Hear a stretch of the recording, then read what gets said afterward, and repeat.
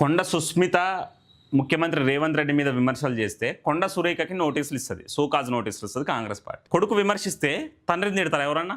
ఇక్కడ అదే చేస్తుంది కాంగ్రెస్ పార్టీ. కొండ సురేఖ కూతురైన కొండ సుస్మిత రేవంత్ రెడ్డి పరిపాలన పట్ల, రేవంత్ రెడ్డి నిర్ణయాల పట్ల సంచలన వ్యాఖ్యలు చేస్తే బీసీ సామాజిక వర్గానికి చెందిన కొండా సురేఖకి ఈరోజు సోకాజ్ నోటీసులు జారీ చేస్తుంది కాంగ్రెస్ పార్టీ. అంటే దీన్ని బట్టి మనకేమర్థమవుతుంది? కాంగ్రెస్ విధి విధానాలు ఏంటి మనకు చాలా స్పష్టంగా అర్థమవుతున్నాయి కదా. ఒకసారి వార్తలు చూసే ప్రయత్నం చేద్దాం. సీటు రగడ సీఎం రేవంత్ పై కొండా సుస్మిత సంచలన వ్యాఖ్యలు. తెలంగాణ కాంగ్రెస్లో పరకాల అసెంబ్లీ టికెట్ వ్యవహారం మరోసారి వేడెక్కింది. వచ్చే ఎన్నికల్లో పరకాల నుంచి ప్రస్తుత ఎమ్మెల్యే రేవూరి ప్రకాష్ రెడ్డి భారీ మెజారిటీతో గెలిపించాలని సీఎం రేవంత్ రెడ్డి ఇటీవల పిలుపునిచ్చారు. దీనిపై మంత్రి కొండా సురేఖ కుమార్తె కొండా సుస్మిత తీవ్రంగా స్పందించారు. ఎన్నికలకు ఇంకా 2 నెలల సమయం ఉండగానే అభ్యర్థిని ఎలా ప్రకటిస్తారని ప్రశ్నించారు.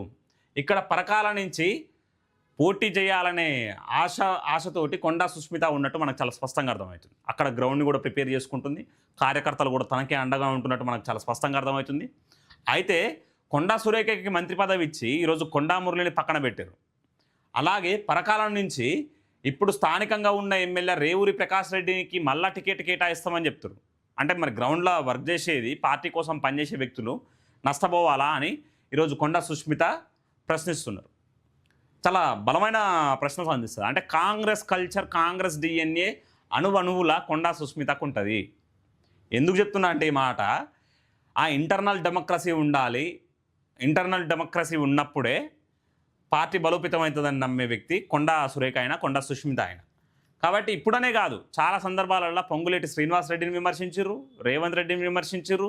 వాళ్ళు చేస్తున్న పర్సంటేజ్ల రాజకీయాలని, వాళ్ళు తింటున్న నిధులని, వాటిని కూడా బహిర్గతం చేస్తారు. ప్రతి పార్టీలో ఇట్లాంటి వాళ్ళు ఒకరు ఉండాలి. ఎందుకనంటే అంతర్గతంగా ఏం జరుగుతున్నది, ఎవరు ఎన్ని నిధులు తింటుర్రో చాలా స్పష్టంగా ప్రజలకు తెలవాలనంటే ఆ కుటుంబంలోనే ఒక వ్యక్తి ఉండాలి. బయట ఇట్లాంటి విషయాలను బహిర్గతం చేయాలి. చేస్తే ఏమవుతుందనంటే అలాంటి వ్యక్తుల ఎన్నులో వణుకు పుడుతుంది, తప్పులు చేయడానికి తక్కువ అవకాశం ఉంటుంది.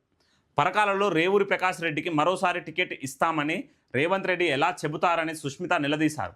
పరకాలలో రేవూరి ఎవరైనా తెలుసా? ఓకే, పరకాలలో రేవూరి ఎవరికైనా తెలుసా అని ప్రశ్నించారు. కాంగ్రెస్లో టికెట్లను పార్టీ అధిష్టానం నిర్ణయిస్తుందని, నేతలు కాదని అన్నారు. పరకాలలో ఎవరికి టికెట్ ఇవ్వాలనే decision CWC Congress working committee, Sonia Gandhi, Rahul Gandhi, Mallikarjuna Kharge నిర్ణయం తీసుకుంటారు. అది మీరు చెప్పొద్దు. మీరు కూడా ఒక సాధారణ ఎమ్మెల్యే, మీకు అదృష్టము అవకాశం కలిసి వచ్చింది కాబట్టి ముఖ్యమంత్రి అయ్యారు. మీరు ఏ నియోజకవర్గంలో ఏ ఎమ్మెల్యేకి టికెట్ ఇవ్వాలనే అంత శక్తి మీకు లేదు. అట్లా చెప్పకండి. మీ పనులు మీరు చేయండి. ఇంకోసారి ముఖ్యమంత్రి కావాలంటే సమర్థవంతమైన వ్యక్తులకి టికెట్లు కేటాయించమని ఏమంటాం, మీ అభిప్రాయాన్ని చెప్పండి. కానీ టికెట్లు అనౌన్స్ చేయొద్దు. మీరు టికెట్లు అనౌన్స్ చేసేంత స్థాయి మీది కాదు. 2009 నుంచి 2017 వరకు టీడీపీ పార్టీలో ఉండి వచ్చిర్రు.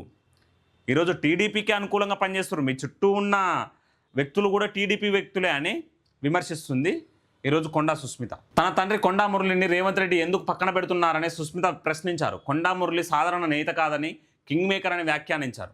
రేవంత్ రెడ్డి 2017లో కాంగ్రెస్ పార్టీలో చేరితే 2018లో పీసీసీ అధ్యక్ష పదవి ఇవ్వాలని సిఫారసు చేసిన వ్యక్తి కొండా మురళి. కొండా దంపతులు ఇద్దరు. రేవంత్ రెడ్డి అయితే ఏంటంటే కొంత నోరుంటుంది. సాధారణంగా తెలంగాణ నాడులో ఉన్న పదం ఏంటంటే నోరుందే ఊరబ్బా అని అంటారు. కాబట్టి నోరు చేసుకుంటాడు, ఆ ఊరు మీద పడతాడు. అధికారంలోకి వస్తాం, ఏదో మాటలు చెప్తాం, అబద్ధాలు చెప్తామో, గారడీలు చేస్తామో, ఏది చేస్తామో అధికారంలోకి వస్తాం. కాబట్టి రేవంత్ రెడ్డి లాంటి వ్యక్తికి పీసీసీ అధ్యక్ష పదవి ఇవ్వాలని ఆ రోజు ప్రాధేయపడితే, వాళ్ళ అభిప్రాయాన్ని చెప్తే ఈరోజు పీసీసీ అధ్యక్షుడు అయితే రేవంత్ రెడ్డి. పీసీసీ అధ్యక్షుడు కారణంగా కేసీఆర్ కుటుంబం మీద ఉన్న వ్యతిరేకత కారణంగా ఈరోజు కాంగ్రెస్ పార్టీ అధికారంలోకి వచ్చింది. ఇక నీకు అదృష్టం బాగుండో, బ్లాక్మెయిల్ చేసో, పర్సంటేజీలు ఇచ్చో, నీ వర్గానికి టికెట్లు ఇప్పించుకోను ఈరోజు ముఖ్యమంత్రి అయినావు. అంతే తప్పితే ఏదో అదృష్టం కొద్ది ముఖ్యమంత్రి అయినావు కానీ నీకున్న ప్రతిభ ఏం లేదు. కాంగ్రెస్ పార్టీలో ఎంతమంది చాలామంది సీనియర్ నాయకులు ఉర్రు. ఉత్తమ్ కుమార్ రెడ్డి, కోమటిరెడ్డి వెంకటరెడ్డి, అట్లాంటి వ్యక్తులు చాలామంది ఉర్రు. వాళ్ళు ముఖ్యమంత్రి కావాలి. బట్టి విక్రమార్క, ఇలాంటి వ్యక్తులు ముఖ్యమంత్రి కావాలి. కానీ ఏదో నువ్వు గారడీలు చేస్తావు, పర్సంటేజీలు పంపిస్తా, మూటలు మోస్తా అని చెప్పి ముఖ్యమంత్రి అయినావు తప్పితే అంతకు మించి ఏం లేదని నిన్న చాలా ఘాటుగా విమర్శించారు కొండా సుస్మిత. ఇక్కడ చూడండి, యువతకు టికెట్లు ఇవ్వాలని చెబుతూ రేవూరి ప్రకాష్ రెడ్డికి మరోసారి అవకాశం ఇస్తామని చెప్పడం ఏంటని ఆమె ప్రశ్నించారు. రేవంత్ రెడ్డి పూటకు మాట మాట్లాడుతున్నారని విమర్శించారు. సీఎం పదవిని కాపాడుకోవాలంటే నిబద్ధత అవసరమని వ్యాఖ్యానించారు. బీసీల పట్ల వివక్ష చూపుతున్నారంటూ ఆరోపించారు. ఇక్కడ స్పష్టంగా అర్థమవుతుందిగా, సామాజిక న్యాయం అని చెప్తారా వాళ్ళంతే, పాటించరు. ఈరోజు తెలంగాణలో అధికారంలోకి వచ్చే ముందు ఏం చెప్పిరండి? కామారెడ్డి డిక్లరేషన్ ఏంది? బీసీలకి 40% రిజర్వేషన్లని ఆ లోకల్ బాడీస్లో కేటాయిస్తామన్నారు. ఏమైంది? వాళ్ళు ఒక లిటిగేషన్ పెట్టిరు. ఆ 40%లలో 10% మైనారిటీలకు కేటాయిస్తామని అంటారు. అంటే అది రాజ్యాంగబద్ధంగా లేదని తెలిసే దాన్ని ఎట్లా సైడ్ ట్రాక్ చేయాలని మైనారిటీలను అల్ల చేర్చి 30% బీసీలకి 10% మైనారిటీలకు అంటారు. అసలు మత ప్రాతిపదికన రిజర్వేషన్లు కేటాయించవచ్చా? రాజ్యాంగం ఏం చెప్తుంది? మీకు రాజ్యాంగం గురించి తెలియకపోతే మీ అధినేత రాహుల్ గాంధీ ఏం చెప్తుండు? దాని మీద ఒకసారి ఆలోచించాలి. మంత్రి పొంగులేటి శ్రీనివాసరెడ్డి పైన సుష్మిత ఘాటు వ్యాఖ్యలు చేశారు. సీఎం రేవంత్ రెడ్డితో పాటు మరో పొంగు ఉందని, ఆ పొంగు ఎక్కువ కాలం ఉండదని అన్నారు. ముఖ్యమంత్రి ఎవరో తెలియని పరిస్థితి ఉందంటూ విమర్శించారు. అంటే ప్రతి విషయంలో పొంగులేటి శ్రీనివాసరెడ్డి ఏమంటాం కల్పించుకొని రాజకీయాలు చేస్తున్నట్టు మనకు చాలా స్పష్టంగా అర్థమవుతుంది. అంటే పొంగులేటి శ్రీనివాసరెడ్డి అయినా కూడా సాధారణ వ్యక్తి ఏం కాదు. ఖమ్మంలో సుమారు 7 అసెంబ్లీ సెగ్మెంట్లను ప్రభావితం చేయగలుగుతారు, ఒక పార్లమెంట్ సెగ్మెంట్ని ప్రభావితం చేయగలుగుతారు. చాలా డబ్బులున్న వ్యక్తి కాబట్టి అక్కడ ఇన్ఫ్లుయెన్స్ చేస్తున్నారని నాకు చాలా స్పష్టంగా అర్థమవుతుంది.